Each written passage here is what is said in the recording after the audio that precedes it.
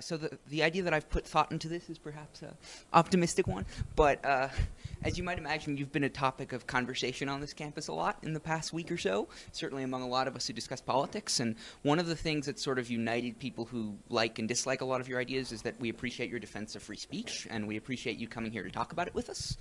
But one of the things I thought was really interesting is Professor Van Dyke addressed the distinction between you and Jonathan Haidt. And you mentioned this as sort of a temperamental one. And I think, I'm sure that's true to some extent, but I noticed you've made a lot of more sort of substantively inflammatory claims. Like in the course of this lecture, you called the authors of Facebook posts demons and totalitarians. In past events, you've called them things like neo-Marxists, cultural Marxists. You've called them, I believe, a fifth column that is committing treason against the West. And it seems to me this is more than temperamental. This is a substantive difference. And it's a substantive difference, yes. And another thing you've done is that, unlike Haidt, you have a more sort of comprehensive political program. You've talked a lot in defense of traditional hierarchies, both of gender, of class, so on, though emphatically not of race. And so it seems that I haven't talked about defense of traditional hierarchies in terms of gender and class. That's not true. Well, you've talked about hierarchies in society. You've talked about that's true. I have done that, but I haven't justified them on the basis of gender and class. Whatever it was, two categories. You talk not okay. That's an important distinction. Okay, but you defend hierarchies in society in a way that you talk a lot about the Pareto distribution, yes? That doesn't mean I defend it. Well, okay. Okay. Yes.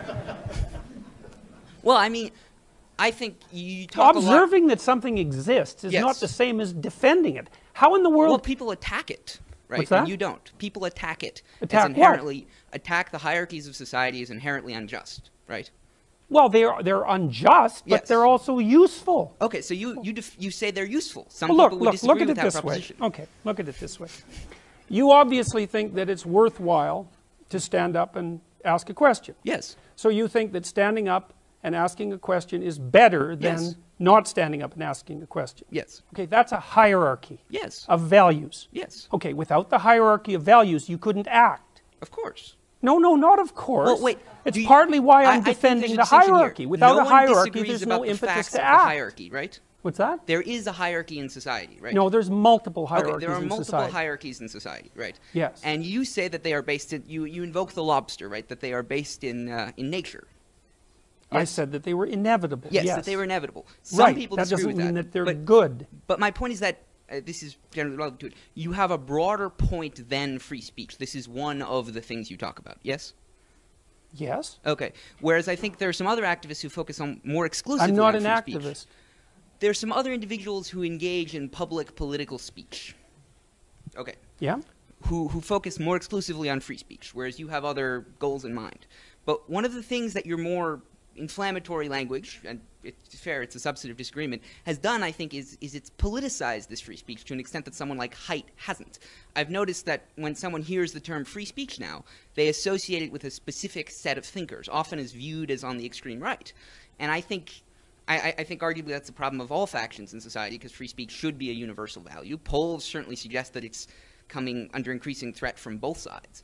But I suppose the heart of my question, in addition to, of course, these other observations, is that do you believe free speech is your primary end, or do you believe these other points you're making are important? Because I've heard you a bunch of times defend free speech sort of contextually, like you've complained about some of the laws in Canada that you dislike, that they institutionalize false facts into the law.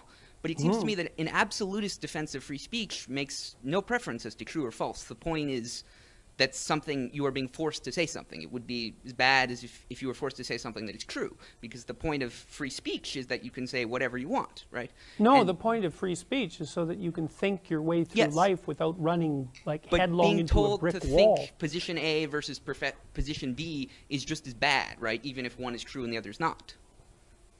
Okay, well, there was a bunch of questions. Yes. Good job, by the way. Well, actually, wait, can I just ask one additional addendum? Which is, I think the politicization of free speech is by far the biggest threat to free speech, because this is always the radical leftists are the biggest threat to free speech. So this is a disagreement. But I get your point. The professor alluded to in previous questions, the substantive threats to free speech in much of the world, in Europe certainly, I think in the United States as well, from the government have come from the radical right. And I think it's fair to say that on the specific narrow subset of certain departments on liberal arts colleges, it's fair to say a threat comes from the left, though its scope is in dispute. But my question is, do you think that the way you talk about free speech, the way you link it to specific issues, the way you use inflammatory language, and the way you seem to make it, you seem to defend a specific set of free speech. There are certainly plenty of instances of free speech attacked on the other side that you don't mention as much. Do you think you risk politicizing this? Because it seems to me yes. that, okay, and do you not think that's a far greater threat? Because, for example, the NRA, well, sorry, the NRA is a group in the United States that defends guns rights, right? Okay, hold it. Yes. We need a question. Yes. Okay. I mean, like I said, you're doing fine, but it's just too much. Yes. Like, I can't keep it straight. Do you think that your behavior risks politicizing it, and do you think that politicization is justified? I think my behavior risks politicizing it, yes. I would rather it not be politicized.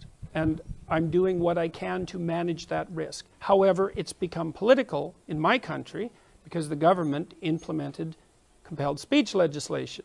So I wasn't complaining about that before it became political. Now, and there is a time, even when you're detached in some sense from the political realm, that you can't be detached anymore. Well, I'm not happy with the fact that this has become politicized. You could say that I haven't done a stellar job in ensuring in every possible manner that this has remained neutrally apolitical. Probably true.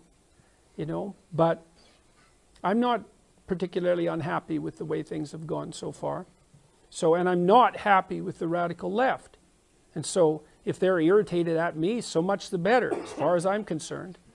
So, have I conducted myself perfectly? It's like, undoubtedly no. So, I've got more than my fair share of faults, and a temper is one of them. But I'm muddling through.